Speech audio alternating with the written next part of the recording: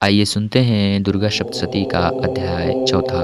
अगर अब तक आप दुर्गा सप्तशती के 3 अध्यायों को नहीं सुने हैं तो मैंने डिस्क्रिप्शन बॉक्स में लिंक दिया हुआ है, वहाँ से जाकर आप उन 3 अध्यायों को सुन सकते हैं। दुर्गा सप्तशती का अध्याय चौथा। उससे पहले अगर आप हमारे यूट्यूब चैनल पद्मा ज्ञानगृह पढ़ रहे हैं तो चैनल को सब्सक्राइब करना ना भूलें। जब देवी ने दुष्ट स्वभाव लेकिन सबसे मजबूत असुर महिषासुर और देवों के उस शत्रु की सेना को परास्त कर दिया तो इंद्र और देवों के यजमानों ने देवी के सामने झुककर उनकी वंदना की और उनके शरीर सुंदर हो गए। हर्ष और उल्लास के साथ माता की जय जयकार करने लगे। उस अंबिका को जो सभी देवों और संतों और व्याप्त लोगों द्वारा पूजा के योग्य हैं और अपनी शक्ति से इस दुनिया को संकटों से बचाती हैं, जो देवों के सभी यजमानों की हर शक्ति का अवतार हैं, हम भी भक्ति से झुकते हैं। हम भी माता को बारंबार प्रणाम करते हैं। चंडिका जिनकी अतुलनीय महान और शक्ति भगवान विष्णु ब्रह्मा और हर का वर्णन करने में असमर्थ हैं, पूरे विश्व की रक्षा करने और बुराई के भय को नष्ट करने के लिए अपना मन बारंबार माता के इस चरणों में लगाते हैं। हे माँ, हम आपको नमन करते हैं जो सदाचारियों के निवास में सौभाग्य और दुष्टों के लिए दुर्भाग्य, विद्वानों के दिलों में बुद्धि, अच्छे लोगों के दिलों में विश्वास चाहते हैं और कुलीनों के हृदय में विनय। आप ब्रह्मांड की रक्षा करें माँ। आप जो हमेशा उदार भाव में स्थित रहती हैं, जिनके साथ आप अच्छी तरह से प्रसन्न हैं, वे भाग्यशाली लोग वास्तव में देश के सम्मान की वस्तु हैं। उनका धन है, उनकी महिमा है, उनके धर्म के कार्य नष्ट नहीं होते।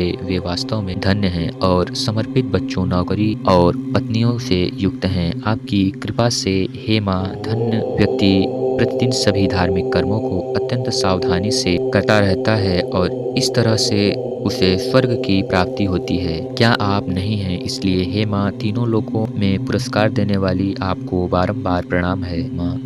कठिन पास में मदद करने वाले के लिए बुलाए जाने पर आप हर समय प्रस्तुत होती हैं। जब खुशी में उन लोगों द्वारा मदद करने के लिए कहा जाता है तो आप एक और पवित्र मन प्रदान करती हैं।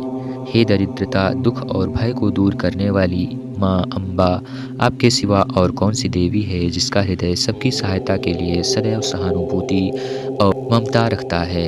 इस प्रकार देव के लोगों ने पालनहार माता की स्तुति की। इनकी वंदना में खिले आकाशीय पुष्पों से और इत्र और लेप से पूजा की गई और भक्ति के साथ उन सभी ने स्वर्गीय धूप की पेशकश की। चेहरे में सौम्य रूप से शांत होकर उसने सभी आज्ञाकारी देवों की बात की। देवी ने कहा, हे देवताओं, तुम सब चुन लो जो कुछ भी तुम मुझसे चाहते हो। इन स्तोत्रों से अत्यधिक तृप्त होकर मैं इसे बड़े हर्ष के साथ प्रदान करता हूँ। देवों ने कहा, क्योंकि हमारा शत्रु यह महिषासुर भगवती के द्वारा मारा गया है, सब कुछ पूरा हो गया है और कुछ भी करने के लिए अब शेष नहीं बचा है। और यदि आप हमें कोई वरदान देना चाहती हैं तो हे माँ, जब भी हम आपके बारे में फिर से सोचते हैं तो हमारी प्रत्यक्ष विपत्तियों को नष्ट कर दे। हे निष्कलंक मुख वाली माँ, जो भी नश्वर मनुष्य इन स्तुतियों से आपकी स्तुति करेगा, आप भी जो हम पर अनुग्रह कर चुके हैं, आप भी उस पर कृपा के धन में वृद्धि करें और धन समृद्धि और जीवन के साथ साथ अन्य भाग्य भी बढ़ाएं और अच्छी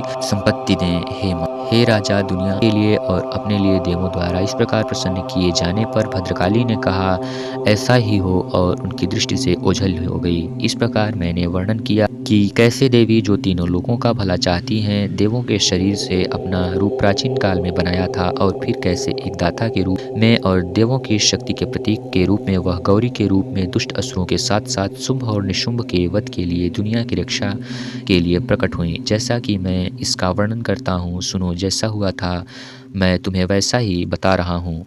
मार्कंडेय पुराण के श्रावणी मनु के काल में देवी महात्मा का देवी स्तुति नामक चौथा अध्याय यहीं पर समाप्त होता है।